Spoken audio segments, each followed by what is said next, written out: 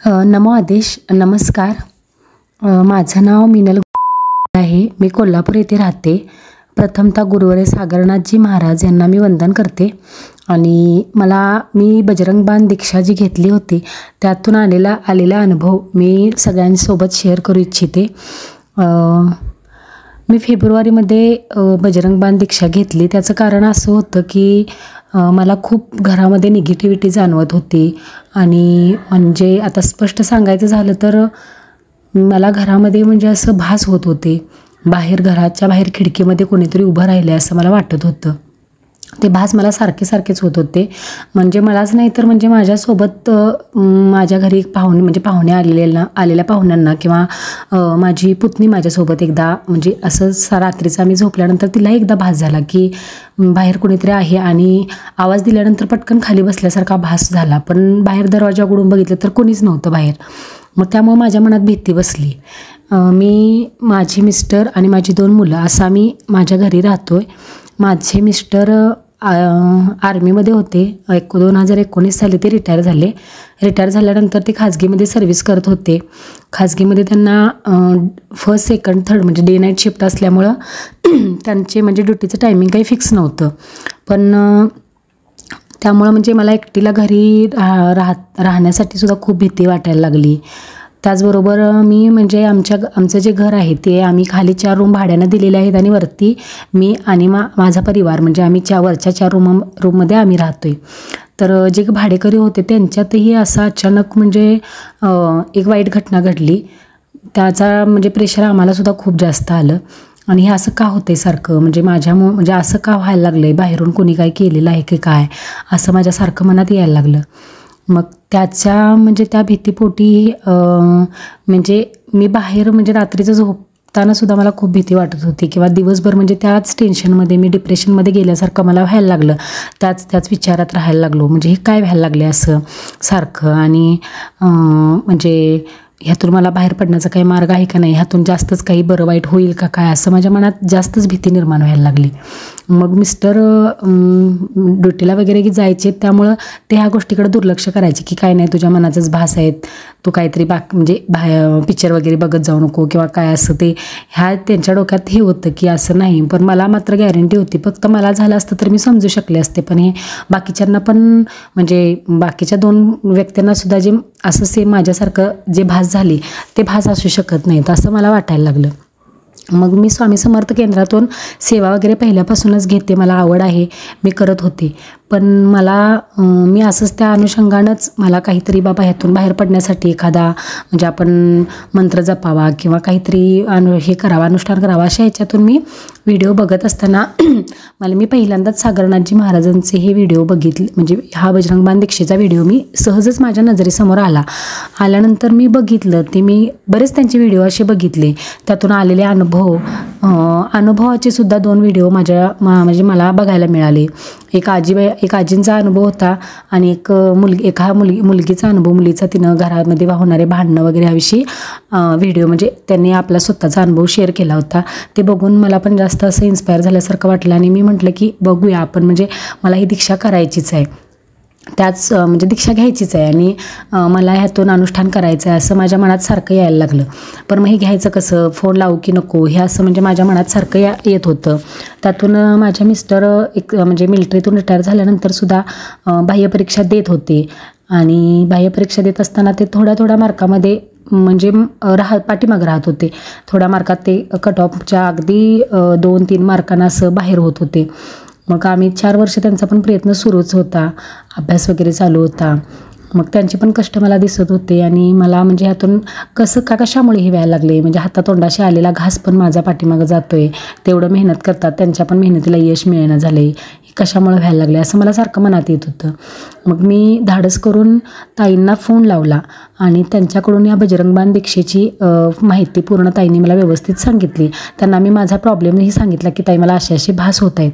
तर त्या म्हटल्या की तुम्ही घाबरू नका आणि हे बाकीचं काय होतं कशामुळे होतं हे डोक्यातून काढून टाका आणि तुम्ही बिनधास्त बजरंग बाण दीक्षा घ्या, तुम्ही ह्या सगळ्यातून बाहेर येत आहे. हे ताईंनी मला सांगितल्यानंतर मला म्हणजे थोडा धीर आला आणि मी मिस्टरांना सांगून ते जे काही अनुष्ठान म्हणजे दीक्षा वगैरे घेण्याची प्रोसिजर आहे ती सगळे आम्ही पूर्ण म्हणजे ताईंनी सांगेल तसे आम्ही केली. आणि मला टेलिग्रामला म्हणजे महाराजांचा व्हिडिओ पण टेलिग्रामला मला लगेच दीक्षेचा आला. त्याप्रमाणे मी पूर्णपणे 1 तास 1.5 तास बसून तो दीक्षा पूर्णपणे सगळी नीट समजावून घेतली, 2 वेळा बघितली. मग त्यानंतर त्याप्रमाणे मी करायचं ठरवलं. मंगळवारी मी दीक्षा घेतली आणि येणाऱ्या पहिल्याच शनिवारी मी बजरंग बाण अनुष्ठान करायचंच असं ठरवलं. अनुष्ठान करताना मी जसं महाराजांनी सांगितलं होतं ते पूर्ण साहित्य म्हणजे लिहून घेऊन वगैरे सगळं आणलं. मी माझ्या घरी सगळं हे केलं. पण भीती वाटत होती की काही अडचण येते का कुणास ठाऊक, किंवा मी बसण्यासाठी दिवसभर मला काही अडचण येणार नाही ना असं मला शंका वाटत होती. मी स्वामी समर्थांचंही करत असल्यामुळे महाराजांचा पण धावा केला आणि सागरनाथजी महाराजांना म्हणजे स्मरण करून मी जसं सांगितलं तसं त्यांनी त्यांचं म्हणजे गुरुरूपात त्यांना मानून मी पूर्णपणे या बजरंग बाण दीक्षा मनापासून बजरंग बाण अनुष्ठान मनापासून करायचं असं ठरवलं. आणि मी पूजेला 9-9:30 वाजता सगळे साहित्य वगैरे हे करून मी 9-9:30ला बजरंग बाण अनुष्ठानासाठी बसल्यानंतर कंटिन्यू म्हणजे एक आसनी म्हणजे महाराजांनी याच्यात जसं सांगितलं की तुम्ही इतकं प्रॉब्लेममध्ये आहात, म्हणजे इतकं तुम्ही हे करता, आता सगळं करून पाहिले ना, तर एकदा म्हणजे एकाच आसनात हे करून बघा, काय होतोय ते त्रास होऊ दे. ही गोष्ट माझ्या डोक्यातच बसली की हां खरंच काय होतोय ते त्रास एकदाच होऊ देत, पण मला हे एकाच अनुष्ठान म्हणजे एकाच बैठकीत पूर्ण करायचं आहे असं मी ठरवूनच मी ते एका बैठकीत पूर्ण केलं. मला रात्री 1:30 वाजता माझं पूर्ण म्हणजे झालं अनुष्ठान पूर्ण झालं. नमस्कार वगैरे करून दुसऱ्या दिवशी सांगितली तशी उत्तरपूजा वगैरे केली. पण अनुष्ठानमध्ये मला एक असा छान अनुभव आला की मी ज्यावेळी अनुष्ठानला बसलेले होते त्यावेळी मी फळं वगैरे महाराजांनी जशी आम्हाला जी PDF पाठवली त्यामध्ये दाखवल्याप्रमाणे पूजा मांडली. फळं वगैरे मी ठेवली होती, पण त्यामध्ये काय आंबा नव्हता, कारण मार्च महिन्यात आंबा मिळण्याचं काही कारण नाही. पण आंबा म्हणजे मिळणं होता, पण तरी मला इतका अनुष्ठान करत असताना जसं मी 21-25 अनुष्ठान म्हणजे बजरंग बाण केले आणि त्यानंतर मला एवढा आंब्याचा अगदी रसाळ आंब्यांचा घमघमाट सुटला असंच वाटायला लागलं. पूर्ण मला घरामध्ये असं आंब्यांचा वास वगैरे जाणवायला लागला.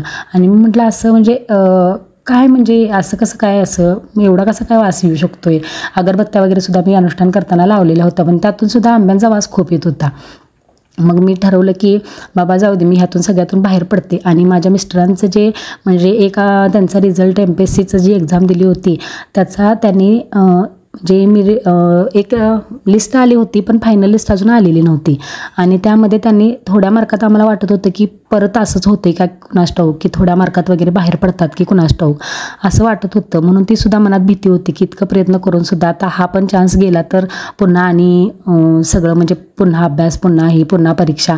कारण प्री एक्झाम देऊन प्रीमध्ये सिलेक्ट होऊन मेन्स एक्झाम दिली होती आणि मेन्समध्ये पण चांगल्या मार्कानं होते पास, पण अगदी कट ऑफच्या आसपास असल्यामुळे भीती वाटत होती. मग आता म्हटलं काय करायचं, म्हणजे मी ते एक मनात म्हणजे असे खूप हे होतं की बाबा हे काम जे एवढंचं काम व्हायला पाहिजे. आणि मग मी मनातल्या मनातच त्यावेळेस अनुष्ठान करत असतानाच म्हटलं की बाबा हां म्हणजे इतका म्हणजे आंब्यांचा वगैरे वास येतोय की मी जर झालं तर म्हणजे अगदी माझ्या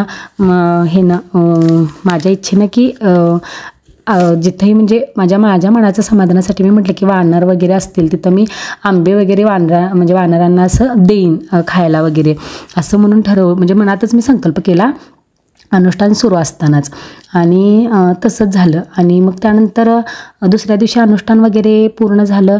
पहिल्यांदा अनुष्ठान केल्यानंतर मला बऱ्यापैकी भीती वगैरे वाटायची किंवा भास वगैरे व्हायची, थोडे कमी आले. त्यानंतर पुन्हा 10-15 दिवसांनी मी पुन्हा एकदा अनुष्ठान केलं. ते अनुष्ठान केल्यानंतर देवाचं आमच्या सासूबाईंनी वगैरे नवस बोललेलं होतं. मिस्टर माझ्या मिलिटरीत असताना की रिटायर होऊन आल्यानंतर आम्ही तो देवाचा कार्यक्रम करायचा होता आम्हाला. पण तो कार्यक्रम खूप मोठा होता, लग्नासारखा होता आणि पुढवून करणार असं कोण करणार असं म्हणून मला मी भीती वाटत होती की ती करू की नको. मग ते अनुष्ठान झाल्यानंतर दुसऱ्यांदा अनुष्ठान झाल्यानंतर 4 दिवसांनी मला असं स्वप्नामध्ये लहान मुलगा म्हणजे असं आल्यासारखं वाटलं आणि मला सांगितलं की ते कार्यक्रम तू म्हणजे ते पहिल्यांदा पूर्ण कर, मला घरी जेवाय बोलव. फक्त एवढंच असं सांगितलं की मला घरी जेवायला बोलव. त्यामुळं मला असं मी पुन्हा परत उठल्यानंतर मी माझ्या एक मोठा जाऊबाई आहेत त्यांना सांगितलं की मला असं असं स्वप्न पडलं.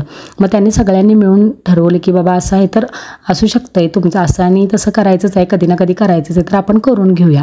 मी फेब्रुवारी महिन्यात बजरंग बाण अनुष्ठान दीक्षा घेतली. फेब्रुवारी महिन्यातच 2 वेळा मी अनुष्ठान फेब्रुवारी महिन्यात एकदा आणि मार्च महिन्यात एकदा असं मी 2 वेळा 15 दिवसाच्या अंतरानं अनुष्ठान केलं. त्यानंतर आम्ही कार्यक्रम ठरवला, सगळं त्यांची कार्यक्रमाची तयारी वगैरे केली आणि तिथून मग 23 मार्च रोजी आम्ही कार्यक्रम आमचा पूर्ण केला. म्हणजे तो झाला. दिवसभर देव वगैरे होते त्यांचे, म्हणजे तो कार्यक्रम ढोल वगैरे सगळं होतं. आमच्या गावी आम्ही तो कार्यक्रम केला आणि त्याच दिवशी संध्याकाळी माझ्या मुलग्याचा स्कूलचा रिझल्ट लागला आणि त्याची खूप इच्छा होती की त्याला म्हणजे स्कूल ह्याच्यात सिलेक्ट व्हायचं होतं, तिकडं शिकायला जायचं होतं. तर त्याची पण ती इच्छा पूर्ण झाली. 23 मार्च रोजीच संध्याकाळी 5:30-6 वाजता त्यांच्या सरांचा फोन आला की तुमच्या मुलग्याचं सिलेक्शन झालेलं आहे आणि पेढे वाटा म्हणून. मग त्यानंतर म्हणजे मला असं पहिल्यांदा हे झालं की बाबा म्हणजे जे मी अनुष्ठान केलं किंवा हे केलं त्याचं फळ म्हणजे मला मिळायला लागलं की म्हणजे मला ज्या गोष्टीमुळं माझी कामं तटत होती किंवा कशामुळं काय हे होत होतं ते हळूहळू मला सगळं म्हणजे त्यातून मार्ग मोकळा होत गेला. त्यानंतर दुसरी गोष्ट म्हणजे पुन्हा रोजी माझ्या मिस्टरांचा रिझल्ट लागला, फायनल रिझल्ट लागला की फायनल रिझल्टमध्ये मिस्टरांचं माझ्या नाव मेरिट लिस्टमध्ये आलं आणि त्यांना येथे विभागमध्ये त्यांचं सिलेक्शन झालं. मग ते म्हणजे तोही आनंद एक आम्हाला खूप मोठा होता आमच्यासाठी.